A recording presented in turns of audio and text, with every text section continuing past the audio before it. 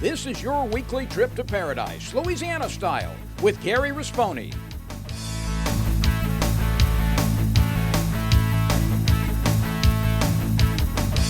Paradise, Louisiana is also brought to you by Baton Rouge Coca-Cola Bottling Company, Benny's Car Wash and Oil Change, CCA Louisiana, and the CCA Louisiana Star Tournament, IMCO, and by Farm Bureau Insurance.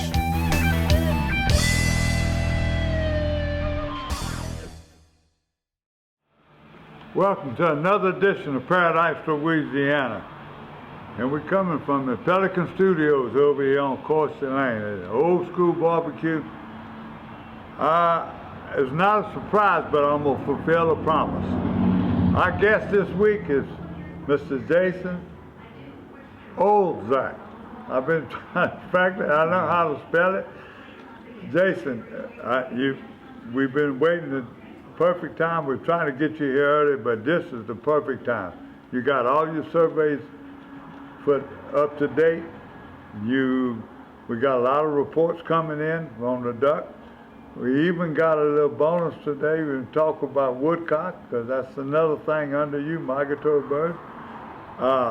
Thank you so much for finally getting here.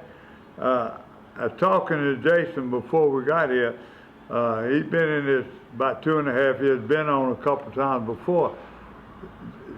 Jason is a great hunter, a big hunter. He hunts anything you can think about, especially migratory birds, and woodcock is one of your favorites, right? Yeah, certainly. In addition to waterfowl, I'll chase any kind of bird, but yeah, that's one of the things I've... when you took Larry Reynolds, he's still over there doing a lot of management, but your title is Waterfowl Program Manager.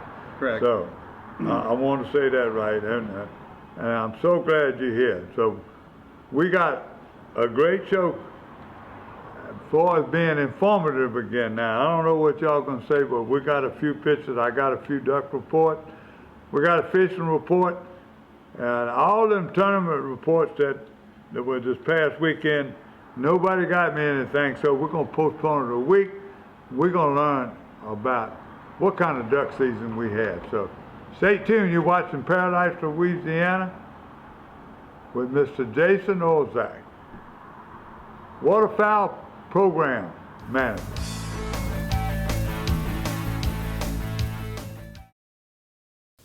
I've been asking him to change the oil for months now, and he never did. So I finally just went to Benny's. They even washed my car for free. And you know what? It was amazing. Yeah, I left Benny's and got home before Rob even knew I was gone. Benny? Who the heck is Benny?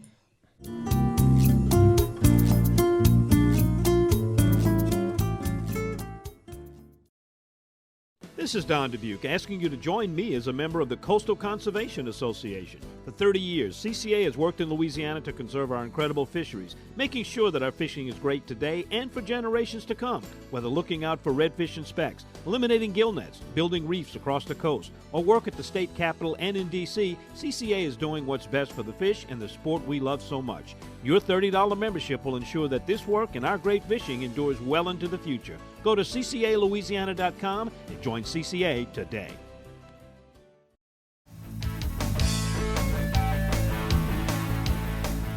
Welcome back to Paradise, Louisiana. Jason, let's start with you. I've been waiting on this for a while, and I know you have too. Your work is really sometimes, most of it getting started right now with all this reports coming in and what it's doing.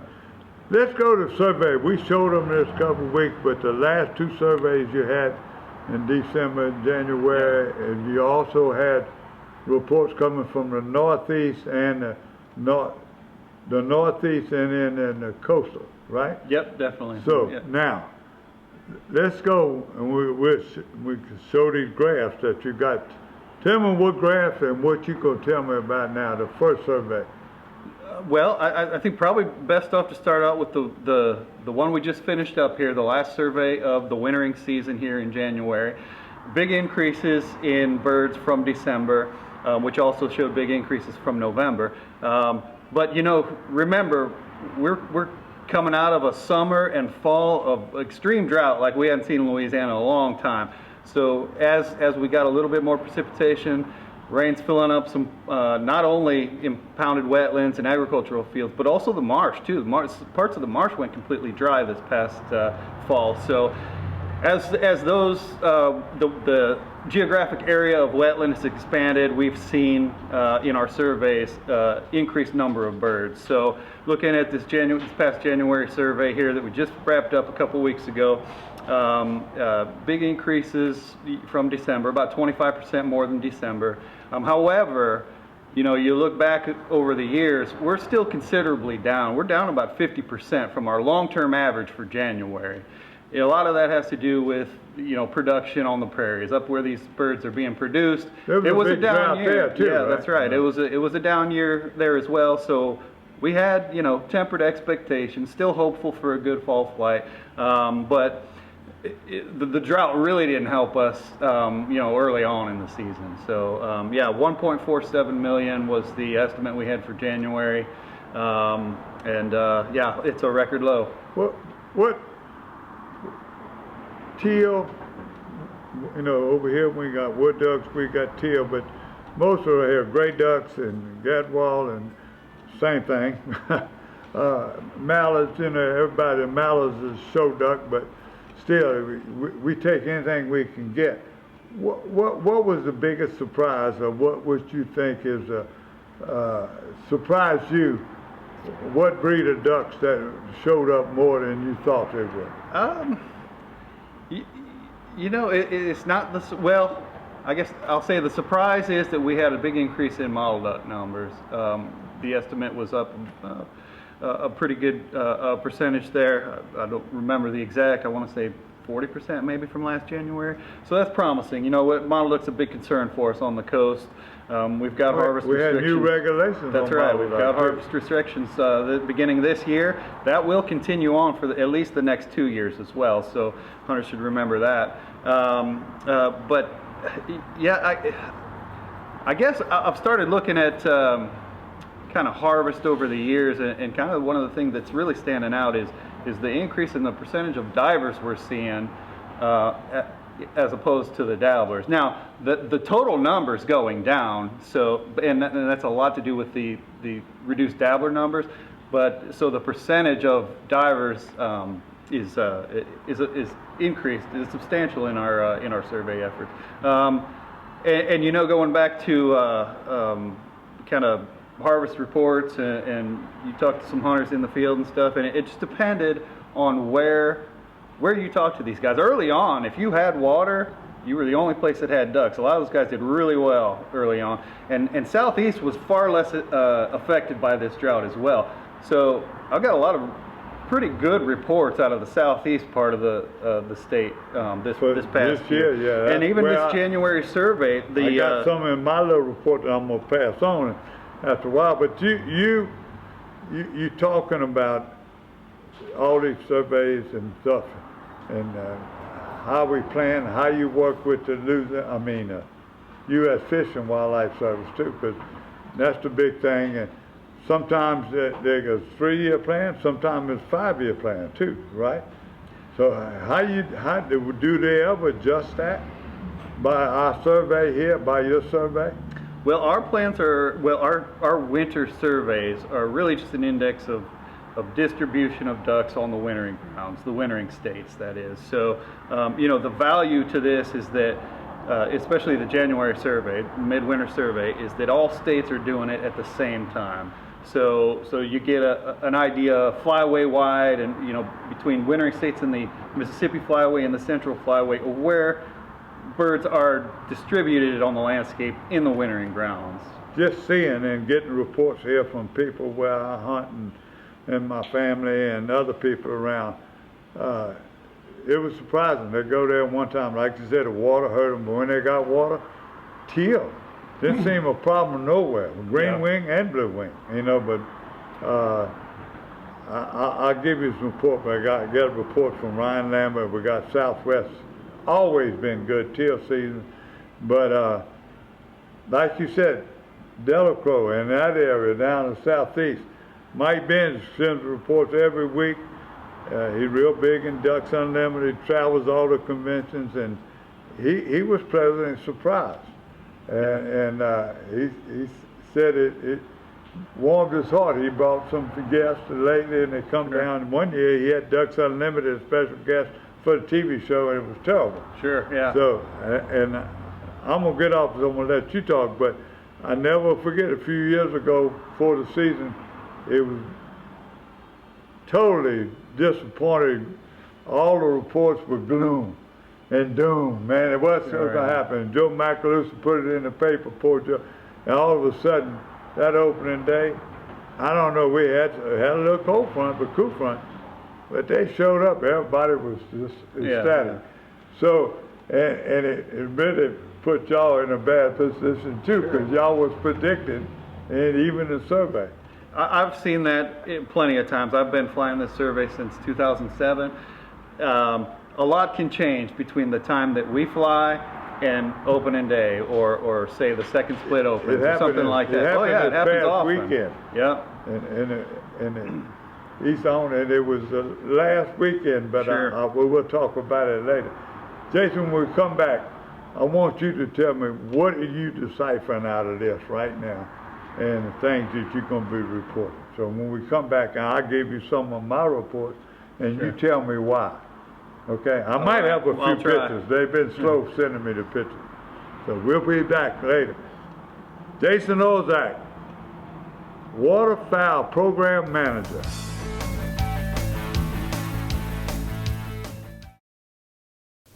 I've been asking him to change the oil for months now, and he never did. So I finally just went to Benny's. They even washed my car for free. Uh-huh. And you know what? It was amazing. Yeah, I left Benny's and got home before Rob even knew I was gone.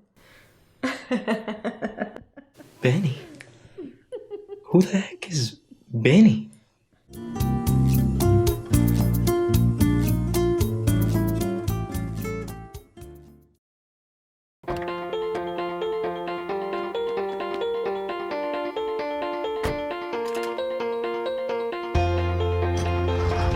As members of a Touchstone Energy Cooperative, we've all got a job to do. And the more we work together, the more we save. That's the power of your co-op membership. Demco, your Touchstone Energy Cooperative.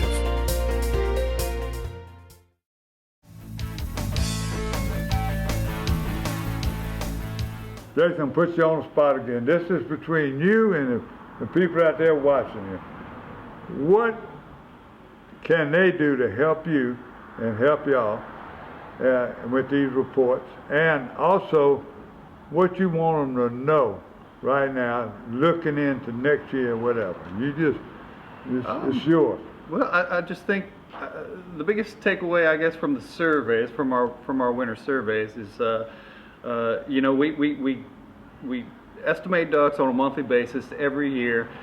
We look at trends of duck populations wintering in Louisiana, dating back to the 60s here. So we see a definite downward trend. Identifies to us we've got some habitat work to do, more so than even a lot of some criticism out there is that we're shooting too many ducks. Unfortunately, the number of duck hunters is declining. The number of birds bagged in Louisiana is declining as well, along with these surveys. So to make a jump, a leap to say a 30-day 3-bird bag limit is unnecessary. We're already harvesting less because we're seeing less. So obviously, when there's not a lot of ducks out, guys aren't duck hunting. They're moving on to some other things, deer, woodcock, even finding other things to do. So it all costs money and time, and when the time's not worth the harvest to a duck hunter, they'll move on to some other things. So nevertheless, we still have some habitat work to do. As far as participation from the public, taking part in those hunter harvest surveys, sending wings for the wing bee if you're selected. Also, definitely getting HIP registered every year. And that feeds into to our harvest estimates and how we manage populations, and especially harvest at a continental level. That's about it. And reporting bans is another one too. I got some right now, and I'm going to tell you. One of them is I've talked to Buckley Kessler, and these are people that usually send. I got a early in the year I was getting a report from Top Gun. I sent him a text last night because he hunts geese too, so they might have some conservation hunts. Have you heard any reports of geese still around? That some people make some conservation hunts? What area? Yeah, for sure. The light geese are concentrated for the most part in southwest Louisiana, a little bit up that I-49 corridor, Bunkie to Whiteville, Port Barry area, and then far northeast. As a matter of fact, our northeast survey, we counted more light geese in northeast than we did in all of coastal Louisiana here in January. So, well, that's where Top Gun. I was waiting on Cope to send it, but I guess he's busy. He didn't get it. He's getting ready. Right. But yeah, another thing I wanted to mention though, while we're talking about light geese too, is that a lot of hunters, especially conservation order hunters, aren't really aware that population has been slowly declining over the last few years. A lot of guys still think that population's increasing and we've really got to go after them to save the habitat. What's happening up north in Canada? Yeah, there's been a number of years of poor production. The gosling survival has been real low. Breeding effort has been depressed, and so it wasn't the hunters that are driving this population downwards at a downward trend right now, but just productivity, habitat conditions for those birds in the breeding grounds. Well, my reports, and my brothers and them, they're hunting Arkansas. It started out, it was a little bit slow. They were worried about water. Then all of a sudden, they were killing mallards. They were killing other ducks, teals. But the geese were everywhere. Same thing with Top Gun. Earlier in the year, I talked to Kobe and them, and it wasn't nothing. They were killing lemurs and seeing just big flights of speckled bellies and alder geese. I didn't hear a whole lot on snow geese, but speckled belly, come out good, even in the southwest. Yep. That's my report. But and I showed a few pictures. I had a few video people showed me on the camera that the fields were covered with same thing. Arkansas, the mallards turned on up there. My brother and them always had good ones. Really this past weekend, my brother and them and hunting in Crotch Springs, they call it Bayou Catawba, in that area. They kept sending me pictures. I'll send them, but they were showing me just the ducks. They didn't take time. They've been good all years. I don't want to fuss at y'all, but they were killing a good mixed bag of ducks. Now, just on a personal basis, this is the first year that I didn't make a woodcock. I guess Don and them do it every year. I would go to Sherburne and I would go in all those areas right there below, above the Chaffalai. New woodcock were plentiful the last time. You're a woodcock hunter. You made a few woodcock hunts and you said they were very successful. Tell us a little bit about your woodcock season. We got to make it quicker. We won't have a fish report, but tell me, and we might be able to share a little video, but tell us about your woodcock this year. Yeah, well, not only my success, but other success. It's been variable. I had a very, early on in the season, probably due to the effects of this drought, I had very poor hunts. My first 4 hunts this year, no birds at all. Didn't even get a flush, a wild flush, nothing.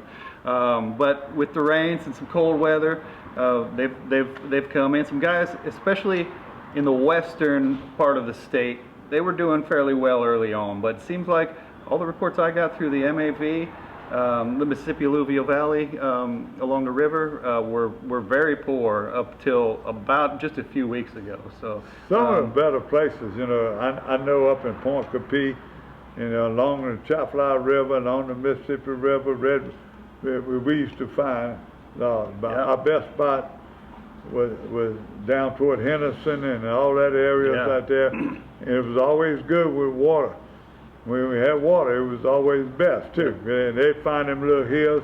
And I remember the guys that I hunted with were experts, and I'd just be there.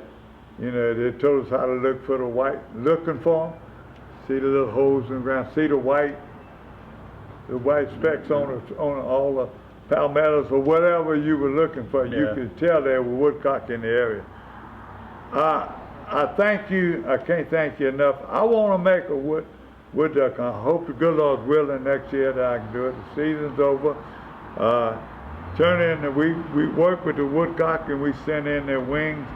Any one of these programs, the rough grouse, any of these types, if you really want to help, be a conservationist, even though you're a hunter, hunters should be the biggest conservationists because we're saving our heritage, whatever you're doing. I know other people, the anti-gun people, they're going to say, oh yeah, y'all want to save it and y'all killing them.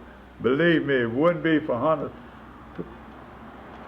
Organizations like the Delta Waterfowl, Ducks Unlimited, and that's come from a lot of hunters' money. Absolutely. And a lot of volunteers and business people. That is our heritage in Louisiana. We hunters, we fishermen, we love our outdoors, and we love our guys that take care of it. You know, we always sat there, y'all enforcement agents and everybody's doing a good job. We got a new Secretary of Wildlife and Fisheries. I'll promise you that I'm going to do my best to get her here. Introduce Jason. You better stay by because I need you all the time. Certainly. And thank you so much again for coming and what you do. Any last thoughts you want to tell? Look at that kind of tell them people what they need to do to make sure we take care of our waterfowl and our migratory birds in Louisiana. Well, I mean, the biggest thing is stay engaged, participate, purchase duck stamps, both state and federal. That money is set aside annually for habitat work, both in Louisiana and up on the breeding grounds where these birds are produced for us. When we come back, I got it. A little news for you and a fishing report. Watching Paradise, Louisiana, old school barbecue here. Come by here one day when we shoot, maybe. Stay tuned. We're going to be back with a fishing report.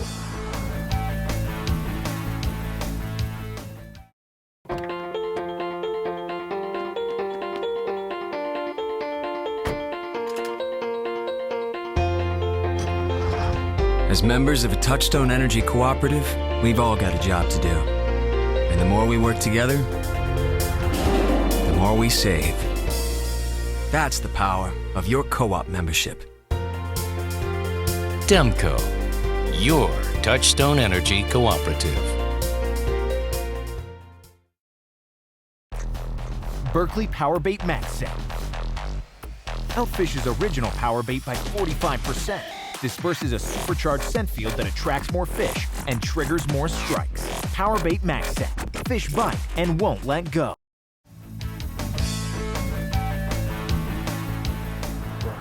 Welcome back to Paradise, Louisiana, and the Berkeley Abu Garcia fishing report and the news report, or some event calendar we're coming up.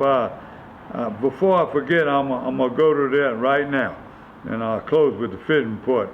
I just got word again.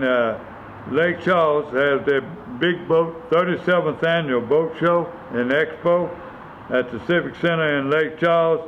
That's the 15th, 16th, and 17th. Guess what? I've been telling y'all all the time. They got another expo, the National Crappie Championships, will be in Monroe Civic Center all the way in. So they're going to be fishing 3 different landings, and that's also going to be on the 15th, 16th, 17th. Now that expo, all the weigh-ins are going to be there at the Civic Center. Just y'all guys, crappie fishermen, that expo is going to have people talking and they're going to have equipment. The boat show, aluminum boats, everything you can think about, all kind of boats, duck boats, whatever. It's a big expo. A friend of mine called me to remind me. He didn't send the flyer, but it's the 37th annual. Y'all know all about it, so that's the report.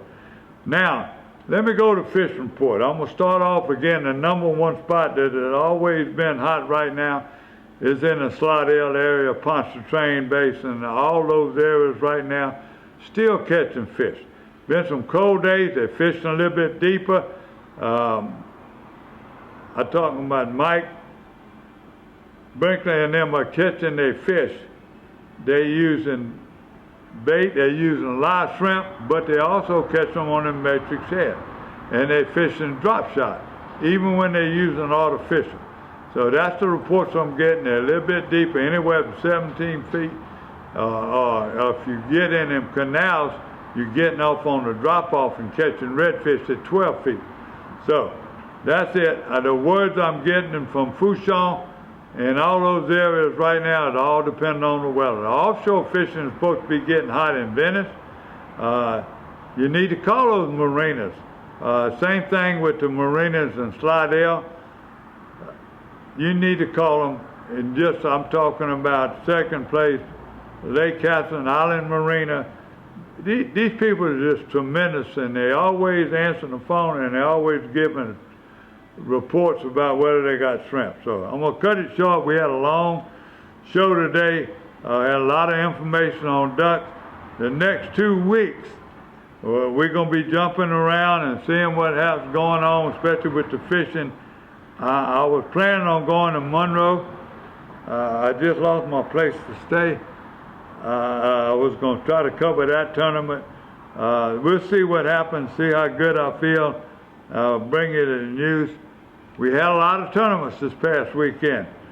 We had the youth bass tournament at Toledo Bend. We had some more local tournaments that were in the Spillway and the other places that had a tournament. A lot of friends of ours.